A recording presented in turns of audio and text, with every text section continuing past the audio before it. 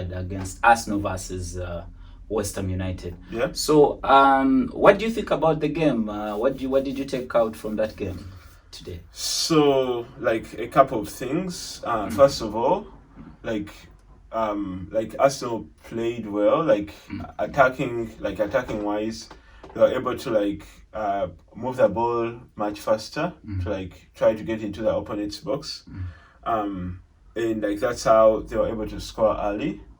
But then I think that the problems from last season came back because Arsenal was attacking and then they lost the ball in the middle of the park.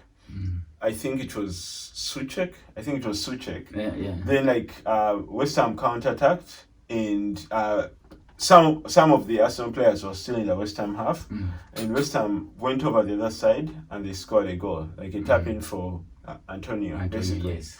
So I know that Arsenal went on to win the game, but my general assessment is that Arsenal still lacks creativity in the middle of the park. Because they miss an OZIL in there. Yes, because West Ham sat back and they waited for Arsenal to come.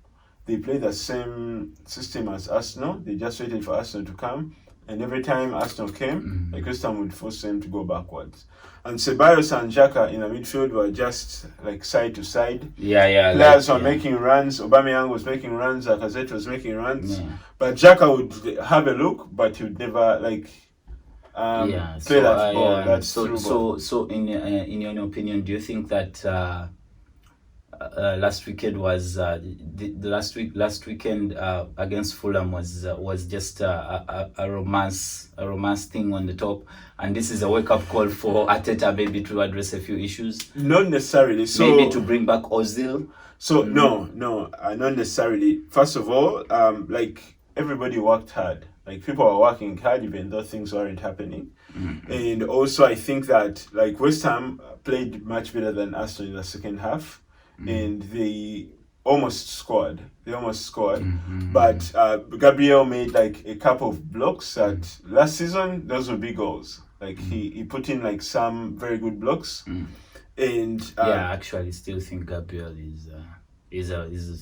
has brought a lot of change in that back four. So because I think he would have conceded more if Gabriel wasn't playing. Yes, I think Arsenal would have conceded some more goals. And I also thought that Gabriel brought a lot of fight. Basically, he was playing against Antonio and he was being physical with Antonio. I don't remember the last time I saw such a thing. It should have been David Luiz there with that Arsenal player. Yeah, so that's my general assessment of the game. So I wanted to take your view about the front three. It seems Aubameyang was off today, so he didn't. Was it an issue of not getting enough service through creativity within the midfield, or was it just an off day for Aubameyang? Because according to Aubameyang's standards, we expect him to score almost every game. I know, but so this game he created a chance for he had an assist for the first goal, and what I saw was that we weren't getting the ball in those areas where Aubameyang can be dangerous. So we weren't getting the ball to him fast enough. I think he just got one clear-cut chance and he just hit the ball into the hands of the goalkeeper, but it was already 2-1, so it really didn't count. But overall, I think he had a good game. He worked hard. He just didn't get the ball in those spaces where you want him to have the ball. Okay.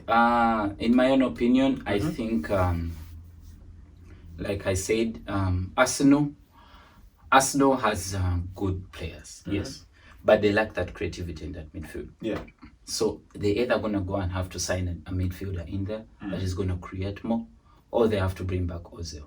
Yeah. So it is really up to them because they have very good front players, Willian, Lacazette, and Aubameyang. Yeah. Those are players that need service. They need balls fed into them so that they can score goals. So if that's not going to happen, like I said, most teams in this league are going to sit back and wait. Yeah.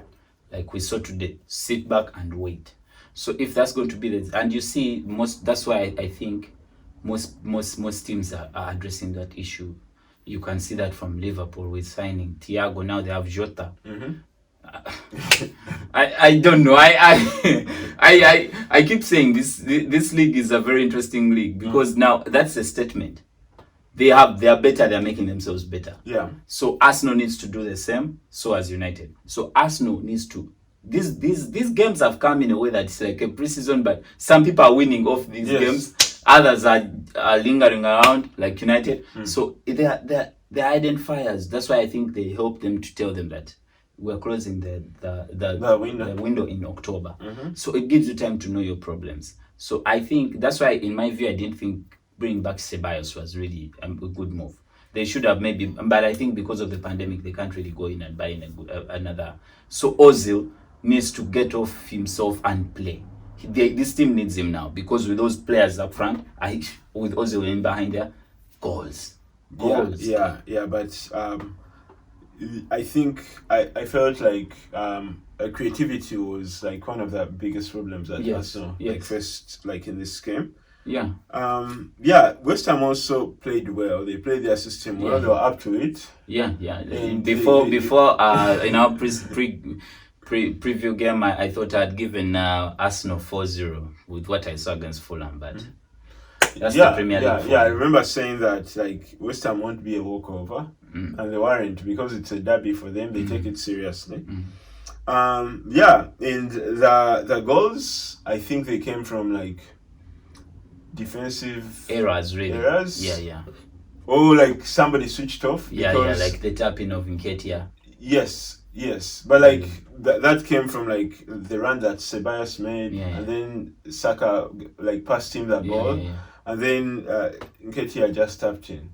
It was very close. It was close to offside. But like that means that like somebody switched off a little bit.